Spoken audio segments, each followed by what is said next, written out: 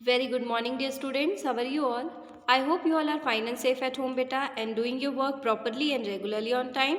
So, as you all know, beta, our revision is going on, and we have started the revision of our lesson number 9. And our lesson number 9 is air and water. Right, beta?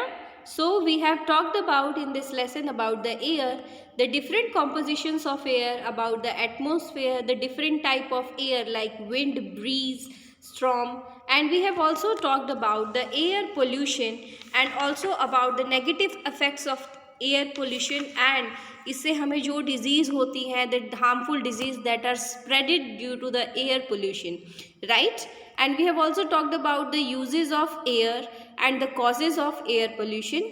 We have also started the topic water, and in the water we have talked about what is the need of water and why should we save it. We have also talked about the different forms of water like solid, liquid and gas. So in today's class we will talk about the water cycle.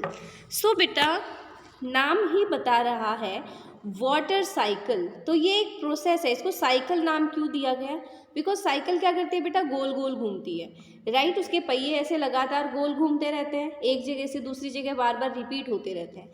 Same ऐसे ही हमारी water cycle में क्या होता है, जो water हमारा river में, oceans में, लेक में, कहीं पे भी मतलब जहाँ पे पानी इकट्ठा होता है वहाँ से एक प्रोसेस के थ्रू कवर अप होके दोबारा हमारा वहीं पे आ जाता है, तो इसीलिए इसको नाम दिया गया water cycle. So water cycle में क्या होता है बेटा, फर्स्ट द सन क्या करता है, heat up the water present in the oceans, मतलब ओशंस में, लेक्स में, रिवर्स में, पॉन्ड्स में, कहीं पे भी, चाहे गार्डन में कहीं खड़ा है उसके अंदर, कहीं पे भी जहाँ पे पानी इकट्ठा हो रखा हो उसको गर्म कर देता है। और जब पानी गर्म होगा तो उसमें क्या होगा, वो भाप बन जाएगा जिसको हम बोलते हैं इवेपोरेशन। ठीक है, सो इस हीटिंग की वजह से हमें क्या रिजल्ट मिला कि water gets evaporates, and when the evaporation is done the water is transferred to the sky, right? Very good. और इस प्रोसेस को हम बोलेंगे ट्रांसपीरेशन। आफ्टर दिस बेटा, when it rises up in the sky, ये क्या होगा, यहाँ पे कूल डाउन हो जाएगा और छोटी छोटी पानी की बूंदों में कन्वर्ट हो जाएगा।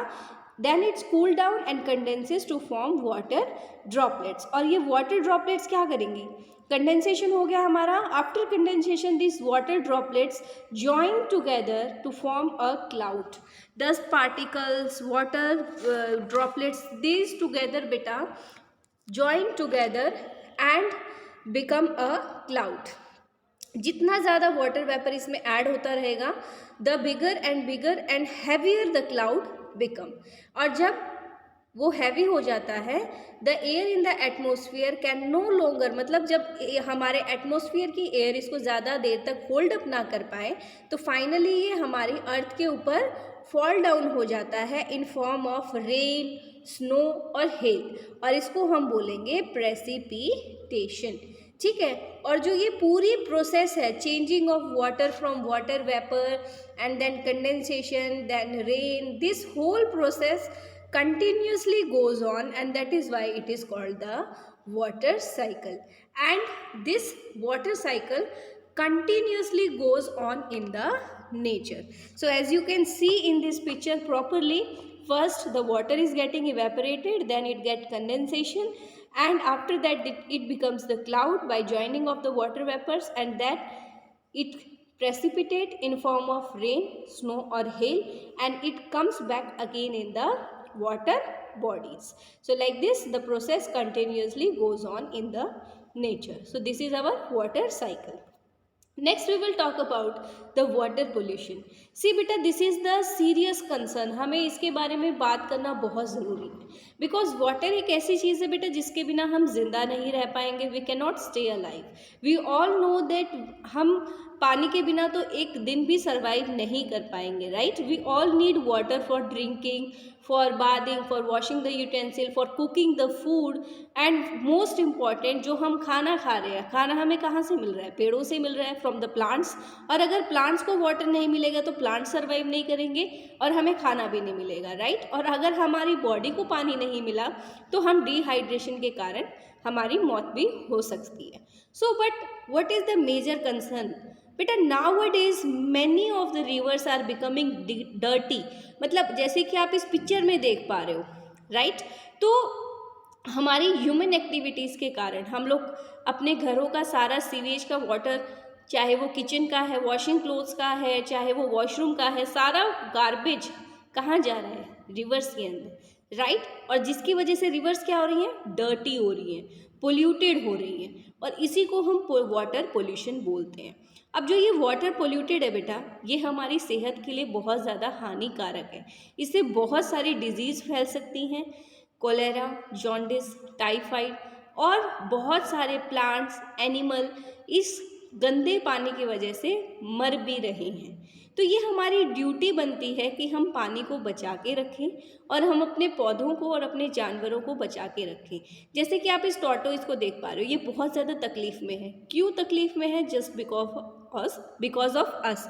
हमने क्या किया? अपना प्लास्टिक समुद्र में फेंक दिया, और ये ऐसे ही जानवर ट्रैप हो जाते हैं इसके अंदर, कई बार खा भी लेते हैं। आप अपनी गली में देख सकते हो बेटा, बहुत सारी गायें होती हैं, स्ट्रे एनिमल्स होते हैं जो चॉकिंग के कारण मर जाते हैं, क्योंकि वो पॉलीथीन खा लेते हैं जो गार्बेज में पड़ा होता है, और जिसकी वजह से, चॉकिंग की वजह से उनकी डेथ हो जाती है। तो ऐसे ही वाटर एनिमल्स को भी इसकी वजह से बहुत ज़्यादा हार्म हो रहा है।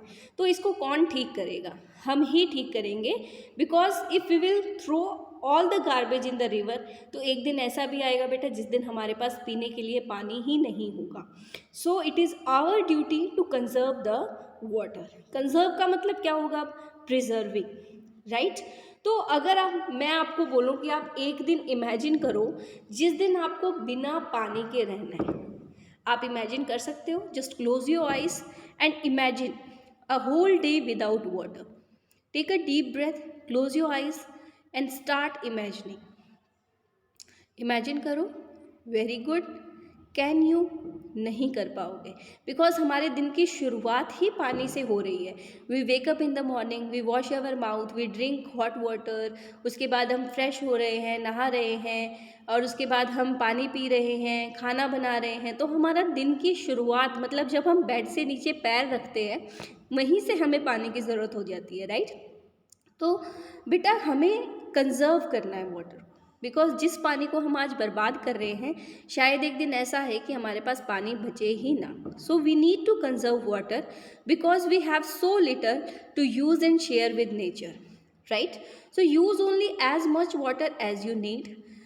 टैप को ऑफ कर दो उसकी यूज़ के बाद, जितने पानी की ज़रूरत है उसके साथ ही नहाओ। लीकिंग टैप्स को बेटा जल्दी से जल्दी रिपेयर कराओ। टैप को रनिंग मत छोड़ो जब आप मुंह धो रहे हो या ब्रश कर रहे हो। हमेशा नहाने के लिए बकेट और मग का यूज़ करो, शावर का यूज़ ना करो। वेजिटेबल्स और फ्रूट्स को वॉश करो, और जो ये जिस पानी से आपने वॉश किया है उस पानी को आप यूज़ कर सकते हो अपने पौधों में देने के लिए। कभी भी जो भी वाटर बच जाता है आपकी बॉटल के अंदर या फिर आपके ग्लास के अंदर, उसको फेंकने के बजाय पौधों के अंदर दे दो। तो ऐसे क्या होगा? We will save the water. So बेटा ऐसी बहुत सारी जगह है जहाँ पे पानी की अभी भी कमी है। वहाँ पे हम ऐसे औरतों को मटके लेते हुए, पानी लाते हुए हम देख सकते हैं, specially in the Gujarat, Rajasthan. तो यहाँ पे तो पानी की बहुत ज़्यादा शॉर्टेज है बेटा। यहाँ पे इनको बहुत किलोमीटर दूर जाना पड़ता है just to carry one pot of water. ऐसे आप देख सकते हो छोटे छोटे बच्चे, बड़ी बड़ी औरतें, बूढ़ी बूढ़ी औरतें बेचारी इतनी दूर से पानी लेके आती हैं। तो imagine their situation. We are so much lucky that we are having water, but lucky हम हैं, मगर लकी जब तक है जब तक हम उसका यूज़ जेन्युइनली कर रहे हैं। जिस दिन हम इसका मिसयूज़ करना शुरू कर देंगे, हमारे भी सिचुएशन ऐसी हो जाएगी, और एक दिन ऐसा आएगा जिस दिन हमारे पास पानी नहीं होगा। So we need to save water. Water is a boon, water is life. Without any water, nothing will survive. We need water and earth needs too. Don't waste it. We can't make mistake. We must save water for everyone's sake.